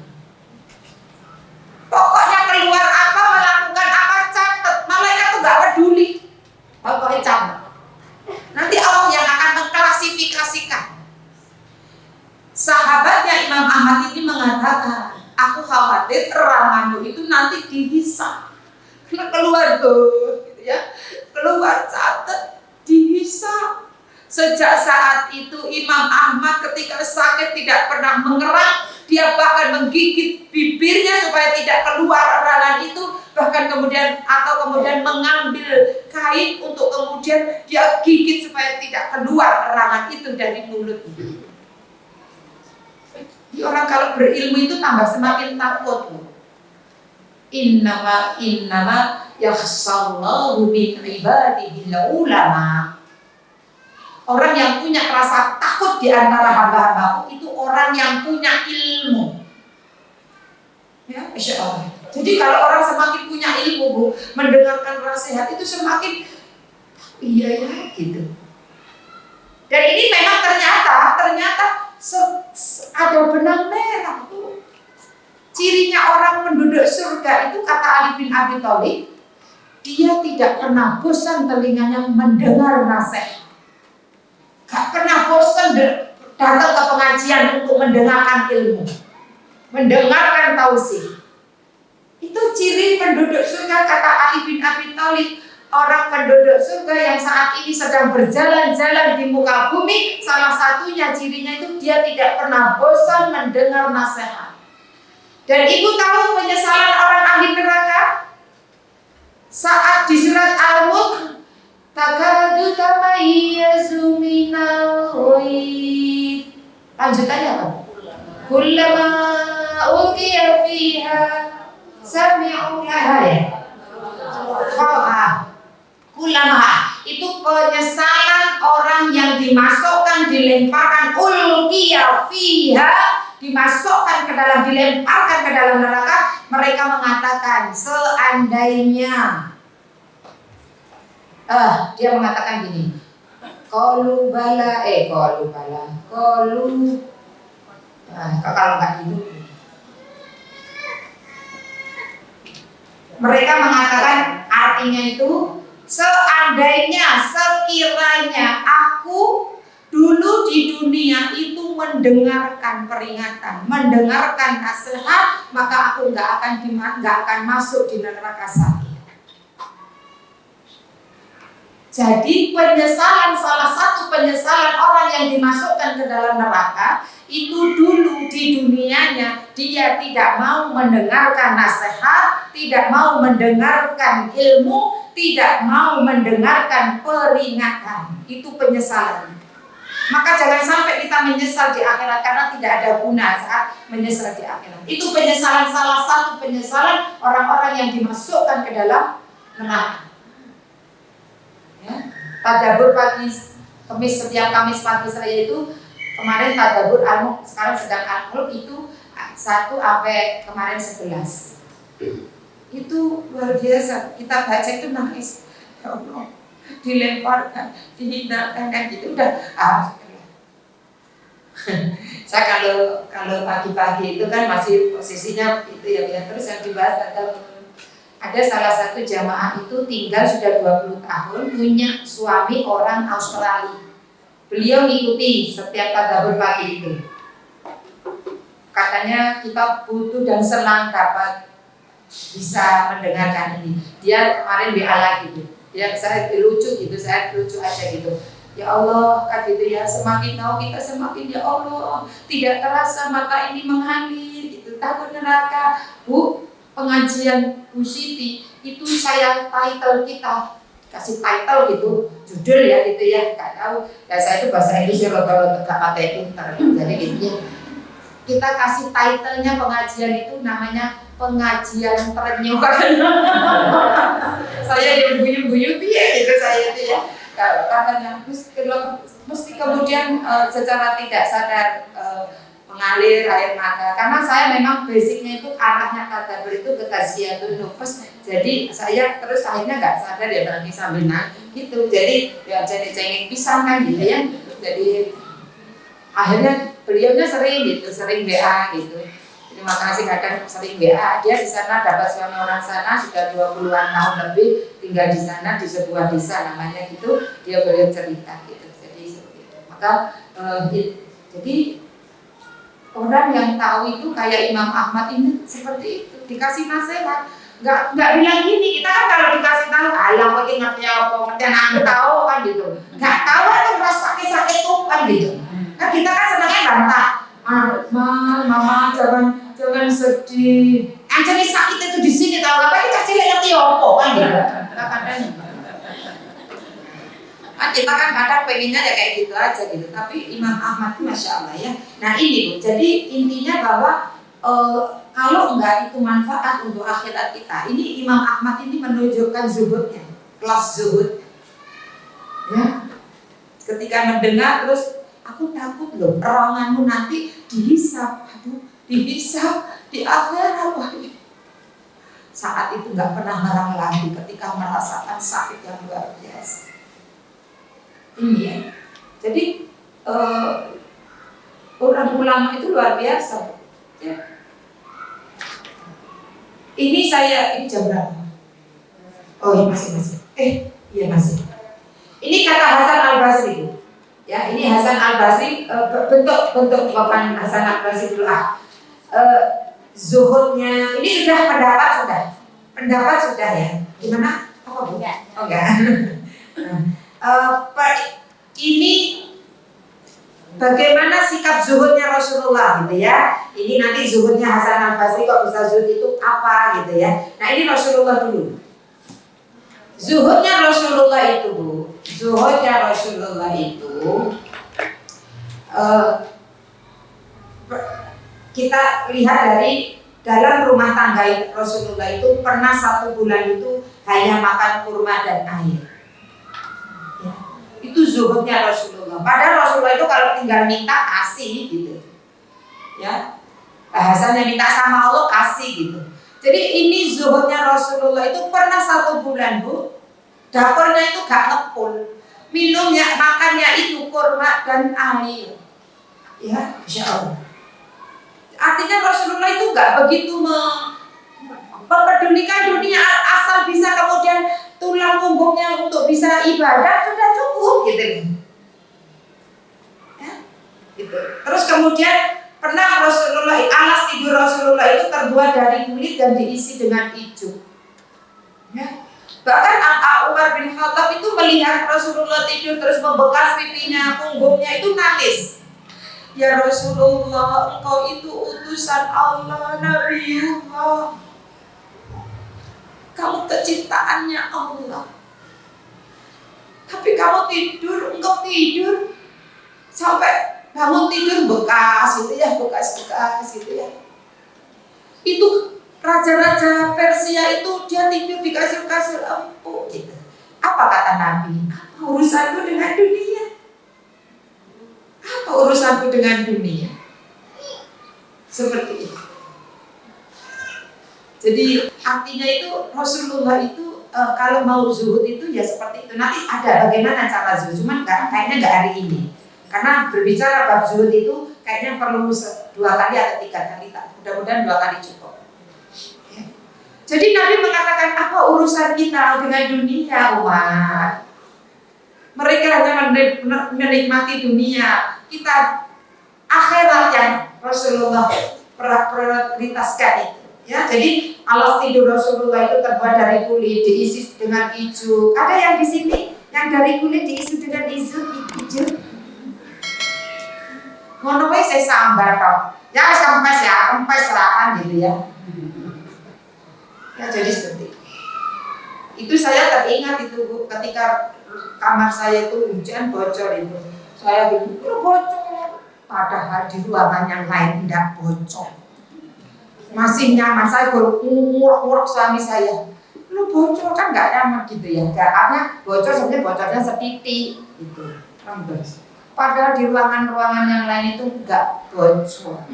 Tapi yang kita perhatikan bolong sitok itu tok. Jadi rasanya sotok. Tapi setelah tahu ilmunya kan jadi beda, Bu. Itu belum tahu ilmu. Jadi orang kalau belum tahu ilmu itu kayak gitu. Saya dulu gini, pernah saya kayaknya bilangin sama ibu. Sudah tahu ilmu tapi belum bisa memahami. Ya Allah, anak-anak masih kecil. Ya Allah, nanti kalau mati saya dulu aja. Karena saya ini nggak kerja, nggak apa-apa ya Allah. Karena suami itu yang menghandle semuanya, menghandle pokoknya listrik, air, anak-anak sekolah, SPP suami, bahkan kuota saya itu ya tinggal kuotanya habis itu. Saya bilang pikir, ya Allah nanti kalau misalkan harus mati duluan saya saja, karena saya nggak punya sesuatu yang untuk bisa membesarkan anak-anak. Barang sudah tahu ilmunya nyesel saya bilang itu. Artinya tahu ilmunya itu begini, rezeki kita itu bukan dari suami, gitu loh Bu. Rezeki kita itu dari Allah, cuma saat ini dititipkan lewat suami. Ibu yang suaminya sudah pensiun, sudah nggak ada, ibu masih bisa hidup kan? Iya kan, masih bisa ngaji, masih bisa bersedekah, berinfak. Ternyata rezeki itu bukan dari suami kita udah meninggal, misalkan ada yang sudah meninggal, tapi masih tetap bisa bersedekah, bisa umrah, bisa makan enak, bisa healing. Ternyata rezeki itu bukan dari suami kita, tapi saat ini dititipkan, digantikan oleh Allah. Suami meninggal, suami pensiun, digantikan rezeki kita, dilewatkan anak-anak. Kadang dilewatkan oleh teman. Jadi nyesel gitu saya. Artinya nyesel itu dengan kebodohan saya gitu. Jadi orang kalau nggak punya ilmu itu gitu, cetek. Dunia tak gitu. Kalau sudah kenal Allah enak. Ya. Saya punya misalkan contoh, setiap kita diuji ya Bu ya, kadang ada ujian anak ya. Ketika diuji sama anak, ya Allah anakku sini kok ini ya kok gak itu gitu. Ketika kita pasrahkan, ya Allah anakku ini ciptaanmu, Engkau titipkan saja kepadaku. Aku yakin Engkau kasih rezekinya, Engkau kasih jodohnya, Engkau kasih kemudian kemudahannya, karena anakku itu punyamu ya Allah, hanya dititipkan ke aku. Aku yakin Kau telah jamin semuanya. Kita kan khawatir gak itu jodoh, kan gitu. Khawatir gak itu kerjaan, khawatir nanti skripsinya gak rampung, kan gitu. Orang tuanya yang bingung. Saya kalau udah kayak gitu pasrahkan sudah, doa yang kenceng, ikhtiarnya pakai ikhtiar langit.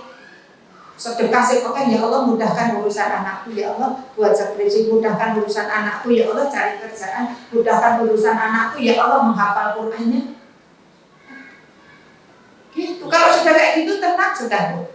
Saya galau juga pernah gitu. Tapi kalau udah disebut, oke. Ini kurang 1 menit. Rasulullah itu gak peduli dengan dunia. Oke, ada lagi Rasulullah itu wafat tanpa meninggalkan dinar dan dirham. Ya, jadi Nabi itu ketika meninggal itu tidak ada yang ditinggalkan. 7 dirham ketika Rasulullah mau meninggal, 7 dirham apa dinar? Lupa, dirham. Itu bilang gini, Fatimah, ayah punya uang simpanan 7. Kalau dirham itu kan perak. Kalau dinar kan emas, kan gitu. Jadi apa ya, saya lupa dinar apa dirham. Itu punya 7 mau meninggal, kamu sedekahkan supaya ayah itu terasa ringan, tidak dihisap dengan 7 dirham itu. Lupa ya Bu ya, dirham atau dinar. Intinya ada sedikit. Karena Fatimah itu karena menghadapi ayahnya yang sakit itu, ya lupa, belum sempat membagikan, menyedekahkan itu. Terus ditanya lagi, sudah kamu berikan? Nabi itu sambil kelihatan kecewanya, kenapa belum kamu berikan supaya ayah itu ringan, tidak dihisap dengan 7 dinar atau 7 dirham itu. Tuh, Nabi itu kalau dapat ghanimah 1/5-nya untuk Nabi. 1/5 dari ghanimah itu untuk Nabi. Tapi Nabi itu punya, tetap dikasihkan lagi karena tahu ilmunya itu. Ya. Orang yang banyak harta itu hisabnya ya banyak. Tapi ketika kemudian dia tidak mau dihisab banyak, ya tadi titipkannya itu di tempat-tempat yang kemudian kita enteng gitu, diwakafkan atau dikasihkan, disedekahkan atau apa gitu. Nah, Nabi itu ketika meninggal itu hanya meninggalkan seekor bahlah. Bahlah itu persilangan antara kuda dan keledai. Cuma punya itu, warnanya putih, itu pun untuk ngambil air gitu. Jadi seperti itu. Itu dan kemudian senjata serta sebidang tanah yang itu juga sudah disedekahkan. Jadi Nabi itu tidak meninggal karena Rasulullah pun pernah berdoa, ya Allah kumpulkanlah aku nanti bersama ketika di akhirat bersama orang-orang yang miskin. Di akhirat minta dikumpulkan sama orang-orang yang miskin, karena ketika meninggal memang sudah tidak ada punya apa-apa yang kemudian mau dihisab. Itu maksudnya, bukan berarti kemudian kita disuruh jadi orang miskin, bukan. Itu tadi harta yang kita bawa, dunia kita itu kita bawa mati. Jadi nanti dibawa mati itu tapi dititipkannya di masjid, di pondok, anak yatim, orang-orang duafa, buat sumur, Quran dikasihkan gitu. Jadi itu. Jadi sudah hisabnya itu sudah tidak ada. Kamu tuh enggak. Gampang kalau kemana kamu? Oh, pakapkan ya Allah udah kan beres kan gitu. Udah nggak punya lagi apa-apa. Jadi orang miskin hisabnya mudah sebentar. Ya. Nah, ini. Jadi inilah kemudian zuhudnya Rasulullah itu. Banyaklah zuhudnya Rasulullah itu ya kalau kita mau lihat gitu ya. Kalau Hasan Al-Basri ditanya gini Bu, ini terakhir ya pertemuan kita kali ini. Hasan Al-Basri itu ketika ditanya bagaimana cara agar bisa zuhud itu, nanti ada cara zuhud sendiri ya, hal-hal yang membantu kita bisa zuhud gitu. Jadi kata Hasan Al-Basri, aku tahu bahwa rezekiku tidak akan diambil orang, tidak akan tertukar dengan orang lain, maka aku tidak iri dengan rezekinya orang lain. Loh, tadi. Jadi zuhud terhadap apa yang dimiliki orang lain itu, jadi kita nggak iri gitu. Karena yakin Hasan Al-Basri itu, aku tahu bahwa rezekiku itu tidak akan keliru, tidak diambil. Jadi dia nggak pernah suuzon sama orang lain dengan apa yang dimiliki orang lain, tidak iri, tidak berharap dikasih sama orang itu, enggak. Karena rezeki itu nggak akan pernah tertukar, tidak akan pernah diambil. Daganganku gak laris-laris pasti disiko itu dagangan sebelah kono laris. Di sebab ben aku laris, dulu aku laris sekarang pindah ning kono. Kalau nggak diizinkan Allah juga nggak akan bisa gitu ya. Oke, terus Hasan Al-Basri yang kedua bilang begini, aku tahu bahwa ibadahku itu tidak bisa diwakilkan kepada orang lain. Maka aku sibuk untuk menjalankan ibadah kepada Allah. Jadi perbuatan baik itu kita yang akan kemudian mempertanggungjawabkan. Makanya dia tidak menyandarkan, oh anakku sing soleh aku gak usah sholat, kena anakku hafal Quran, kok kan nyei syafaat gitu. Enggak, karena nggak bisa diwakilkan Bu ibadah kita itu. Jadi kayak kita biasanya gini, mau kemana Pak? Mau ke masjid? Loh Bapak nggak ke masjid, salam aja ya Pak, oke lah. Salam karo sapa? Kan gitu. Nitip salam. Ibadah itu tidak bisa diwakilkan. Kalau hari ini kita baca Quran, ya itulah punya kita.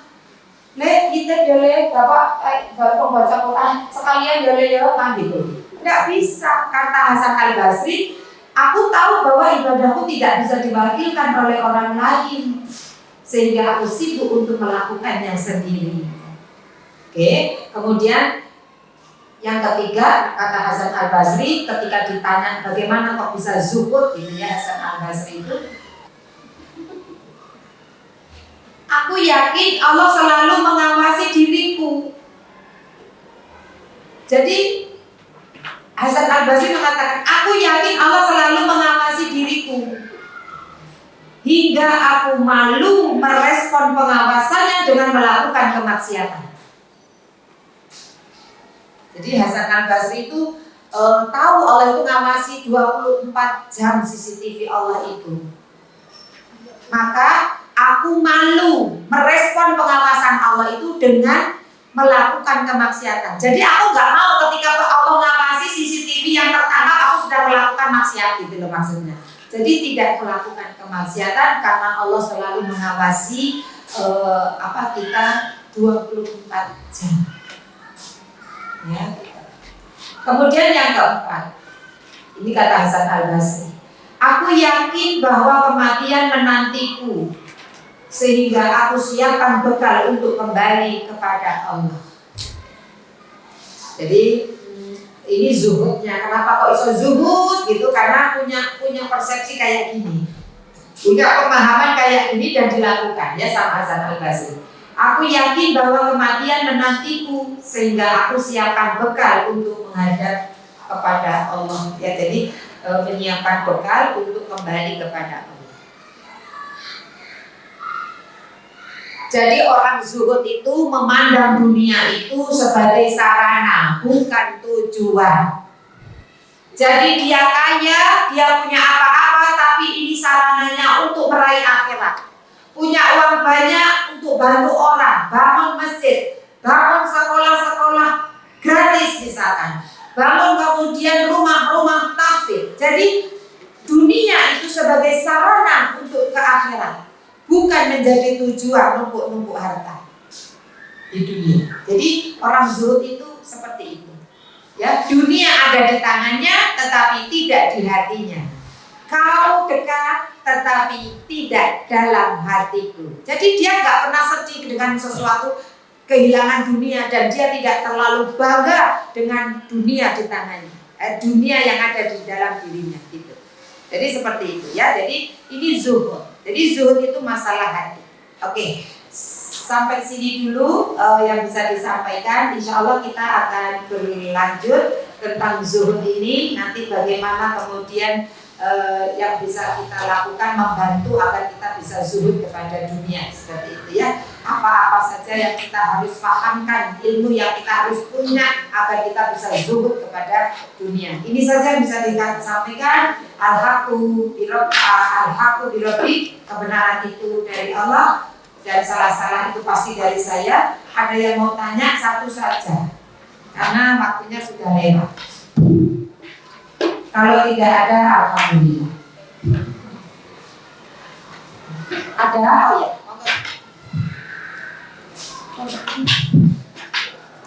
Pakai kamu? Enggak ya. Orang itu kalau sakit itu apa tidak ada ikhtiar untuk kesembuhannya. Misalnya kalau orang berbicara ke zuhud kan sibuk, kalau perlu ada sibuk ke dokter minum obat. Apa kalau orang itu tidak ada ikhtiar untuk kesembuhannya, bisa ke dokter atau apa? Ya, pertanyaannya bagus. Tapi kan contohnya kayak Imam Ahmad gitu ya, kayak kemudian yang perempuan kena epilepsi gitu ya. Apakah tidak ada ikhtiar? Ada, itu ranah kita. Ranah kita itu ikhtiar, doa, terus tawakal sudah. Tetapi dia tidak menjadikan ikhtiarnya itu sebagai tujuan. Ketika dibalik itu dia tahu bahwa ini kemudian ada pahala, maka dia kemudian tidak kemudian kapan hari ini aku ngombe itu tidak. Dia ikhtiar, tetapi kemudian tidak kemudian menjadikan dia sembuhnya itu kudune iki mari gitu. Tidak, tapi dia ikhtiar. Jadi ikhtiar maksimal, orang zuhud itu ikhtiar. Ya, ikhtiar, tetapi dia tidak kesembuhan itu bukan menjadi tujuan. Kalau saya masih dikasih sakit dan bertambah panjang sakitku, maka itu lebih aku sukai kalau itu ada pahalanya daripada kemudian aku nggak dapat pahala tapi aku sembuh gitu. Jadi ini pemahaman yang harus kita betul-betul resapi. Bukan tidak ada ikhtiar. Kita itu disuruh ikhtiar. Tetapi ketika ikhtiar itu bukan menjadi itu aku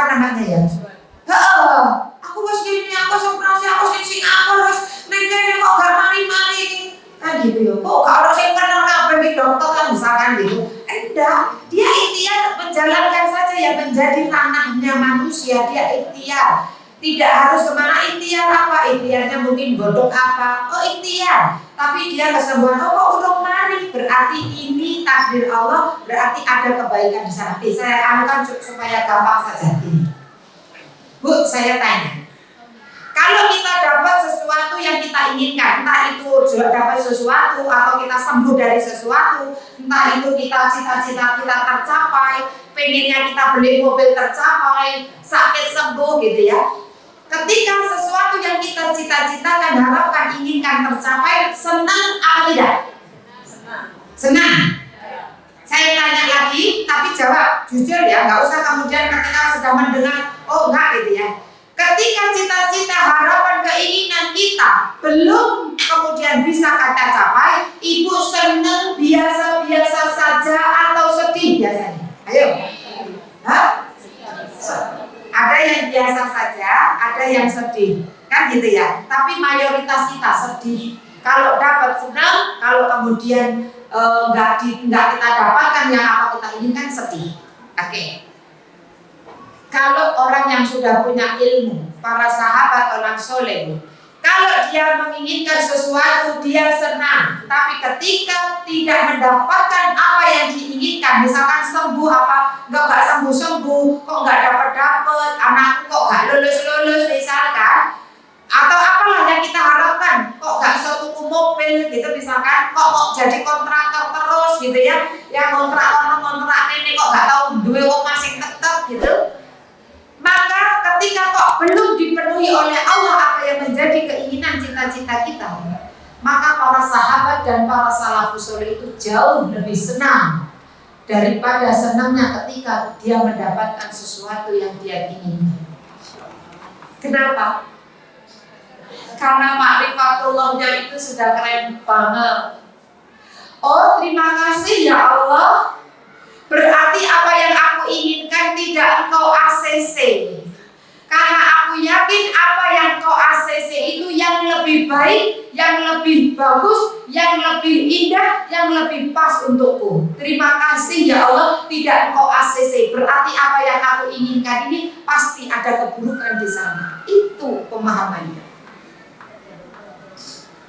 Ya, jadi ini untuk menjawab. Kalau pertanyaannya tidak perlu orang zuhud itu perlu usaha ikhtiar, nggak perlu. Karena itu ranahnya manusia itu ya doa dan ikhtiar. Cuma dia tidak nunggu ikhtiarnya ini, tapi dia tawakal ilallah, itulah yang kemudian orang zuhud itu lebih menganukan tawakalnya bukan usahanya. Ya, paham nggak? Udah kalau mau usaha ya usaha saja.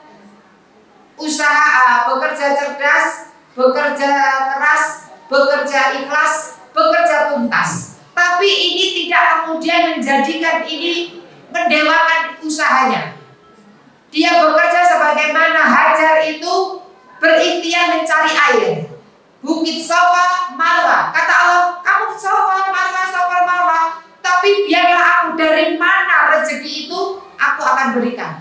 Dari mana keinginanmu aku penuhi itu, dariku, serahkan saja. Ternyata ikhtiar kita juga bukan kemudian yang Ibu Hajar, Safa Marwa, air tidak keluar dari sana, tetapi